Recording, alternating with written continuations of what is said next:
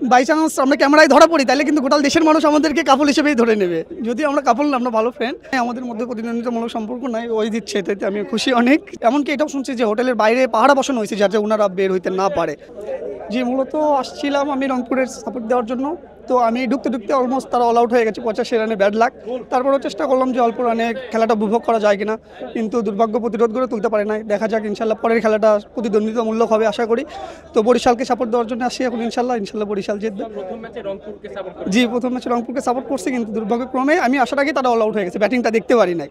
তো বোলিংয়ে যতটুকু দেখছি সন্তুষ্ট না। তো এখন আশা করি পরের ম্যাচটা খুব ভালো প্রতিদ্বন্দ্বিতামূলক হবে, আশা করি বরিশাল জিতবে এবং আমি বরিশালকে সাপোর্ট দিচ্ছি। আমি দুর্বাই রাজশাহী সাপোর্টার, যেহেতু আমি বগুড়া বাসা, আমার ডিভিশন রাজশাহী। তো দুর্ভাগ্যক্রমে আমার বিভাগটা উঠতে পারে নাই, আমরা আগেই হেরে গেছি। তো কোয়ালিফায়ারে চাইছিলাম যে আমার পাশের ডিভিশন রংপুরে সাপোর্ট দিতে, তো তারাও আসলে পারে নাই। তো দেখা যাক, আশা করি পরের ম্যাচে বরিশাল জিতবে।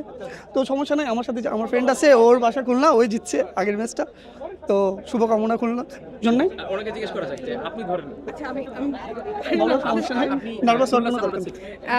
জি ভাই, আমি খুলনার সাপোর্টার। হ্যাঁ, ইনশাল্লাহ অনেক ভালো লাগতেছে, খুলনা জিতে গেছে। জি, আমরা দুই টিম সাপোর্ট করছি। ওর হোম টাউন খুলনাতে, আমার হোম টাউন রাজশাহীতে, কিন্তু রাজশাহী জিততে পারে নাই দেখে আমার পাশের ডিভিশনে আমি সাপোর্ট দিচ্ছি রংপুরে, কিন্তু আসলে রংপুরে পারলো না। এখন দেখা যাক ইনশাল্লাহ পরের বার। না, আসলে প্রতিদ্বন্দ্বিতা হয় নাই, আমাদের মধ্যে প্রতিদ্বন্দ্বিতামূলক সম্পর্ক নাই, ওই দিচ্ছে, এটাতে আমি খুশি অনেক। যেহেতু খুলনা দিচ্ছে, ওই হ্যাপি থাকলে আমি হ্যাপি, এটাতে অনেক খুশি। এগুলো আসলে বলতে চাচ্ছি যে আমাদের ফ্র্যাঞ্চাইজির মালিক উনি নিজেই ক্লিয়ার করছে যে উনি আসলে এবার ফ্র্যাঞ্চাইজিটা কিনতে আগ্রহী ছিল না। তো বিসিবি সভাপতির সাথে কথা বলে উনি জিনিসটা ম্যানিপুলেট হয়ে যদিও কিনছে, তারপরেও যত ধরনের ওনার বিরুদ্ধে প্রোপাগান্ডা ছড়ানো হচ্ছে, জিনিসটা আমি যতদূর জানি মোটেও সত্য না। আপনারাও জানেন হয়তো যে গুলশানে উনি একটা ফ্ল্যাট বিক্রির প্রস্তুতি নিচ্ছে প্লেয়ারদের মূল্য পরিশোধের জন্য, 3 কোটি টাকা মূল্যের একটা ফ্ল্যাট।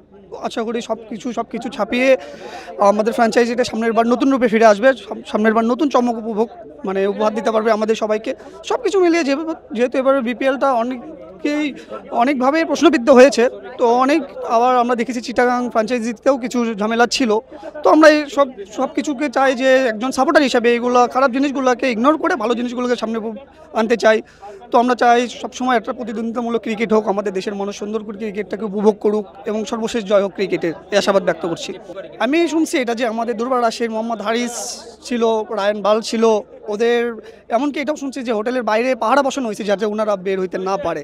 তো এইগুলো শোনার পরেও যে আজকে দেখেন আন্দ্রে রাসেল আসছে, জেমস ভিন্স আসছে, টিম ডেভিড আসছে, হেটমায়ার আসছে, জেসন হোল্ডার আসছে, বড় বড় তারকা কিন্তু খেলতেছে। তারপরেও দেশের ভাবমূর্তি যদি নষ্ট হইতো তাইলে কিন্তু এত বড় বড় প্লেয়াররা আসতো না। কিন্তু ওনারা কালকেও আমি দেখছি, ওনারা আরও দুবাই ইন্টারন্যাশনাল ক্রিকেট লিগ খেলছে, রাত্রেবেলাও আমি সেই খেলা দেখছি এবং সকালে আইসা এখানে দেখতেছি ওনারা ক্রিকেট খেলতেছে। যদি এই ধরনের কিছু দেশের ভাবমূর্তি ক্ষুণ্ণ হতো তাহলে মোটেও তেনারা আসার আগ্রহ প্রকাশ করতেন না। তো এনারা বড় বড় তারকারা আসছে, আমি আশা করি ভবিষ্যতে আরও বড় বড় তারকারা আসবে। তো কন্ট্রোভার্সি থাকবে ছোটোখাটো বিষয়ে, এগুলো বিষয়ে আমি আবারও বললাম যে এগুলো বিষয়ে আমরা সবসময় যাবো, এগুলো বিষয়ে এড়িয়ে পজিটিভ জিনিসগুলো সামনে তুলে ধরতে, আমার দেশের ক্রিকেটটাকে এগিয়ে নিয়ে যেতে, এইটুকুই। জি, আমরা ফ্রেন্ড, আমরা আসছিলাম খেলা দেখতে। তো আমরা খেলা জ্যামের কারণে ফার্স্ট ইনিংসটা দেখতে পারি নাই, তারপরেও আমরা সেকেন্ড ইনিংসটা যতটুকু দেখছি আশা করছি পরের ম্যাচটা ভালোভাবে উপভোগ করতে পারবো। জি, আমরা এটা আশার আগে আমি বলতেছিলাম যে আমাদেরকে যদি এইভাবে বাই চান্স আমরা ক্যামেরায় ধরা পড়ি তাহলে কিন্তু গোটা দেশের মানুষ আমাদেরকে কাপল হিসেবেই ধরে নেবে। যদি আমরা কাপল না, আমরা ভালো ফ্রেন্ড। তো আমাদেরকে যখন এইভাবে আমরা তখন ওটা বলতেছিলাম যে যদি ক্যামেরা এরকম করে ধরে তাইলে আমরা লুকোচাপি করবো না, লুকোচাপি করলেই মানুষজন বুঝবে। আমরা নর্মালি হাই দিয়ে দেবো যাতে মানুষ বুঝতে পারে যে না, এনাদের কোনো সমস্যা নেই, এনারা কাপল হিসেবে আসে না, ফ্রেন্ড হিসেবে খেলা দেখতে আসছে। জি ভাই, আজকে আমি প্রথম আসছি খেলা দেখতে, অসাধারণ, অনেক ভালো লাগছে।